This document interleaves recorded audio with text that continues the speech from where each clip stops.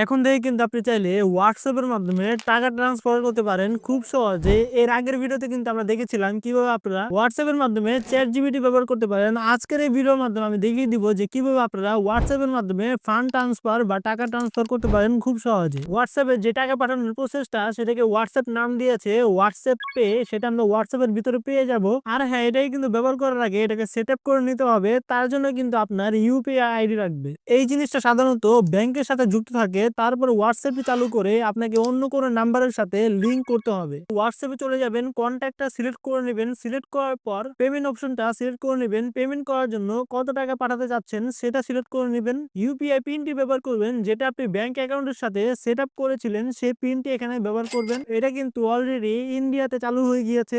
ইন্ডিয়াতে যখন চালু হয়ে গিয়েছে, আশা করা যায় আমাদের দেশেও খুবই শীঘ্রই চালু হয়ে যাবে এই অপশনটি। তার মাধ্যমে কিন্তু আমরা হোয়াটসঅ্যাপের মাধ্যমে লেনদেনটা করতে পারবো।